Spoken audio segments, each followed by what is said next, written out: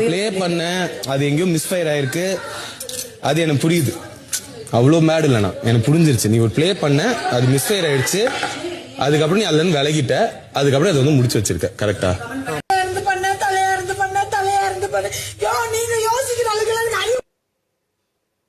பாருங்க, பஞ்சராகி பிஞ்சு போன மூஞ்சி பார்வதி ஒரு வெள்ளை பக்கெட்டை வச்சு பிளே பண்ணிருக்காங்க. என்னன்னா ஒரு நாரத கழகத்தை உண்டு பண்ணிருக்காங்க.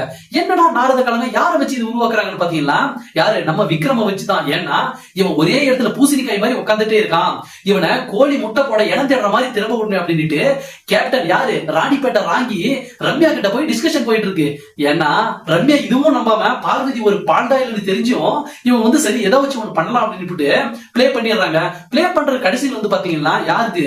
விக்ரமுக்கும் வியானாவுக்கும் ஒரு மிகப்பெரிய மிஸ் அண்டர்ஸ்டாண்டிங் வந்துருச்சு. சரி எல்லாம் முடிஞ்சு போயிட்டு ஏதாவது ஒரு கண்டிஷன்ல கேம் நாங்க தான் பிளே பண்ணோம் அப்படின்ற சிச்சுவேஷன்ல யாரு? எல்லாருடைய பார்வை ரம்யா பக்கம் வருது. ஏன்னா ரம்யா தான் கேப்டன். இவங்களுக்கு கேப்டனுக்கு தெரியாம எந்த ஒரு விஷயம் நடக்காது அப்படின்ற மாதிரி ஒன்னே கேப்டன் வந்து இது ஒத்துக்கணும், இல்லன்னா ஏதாச்சும் ஒண்ணு பண்ணும். ஆனா இவங்க ஒரு மிகப்பெரிய கெட்ட வார்த்தை எல்லாம் யூஸ் பண்ணிருக்காங்க.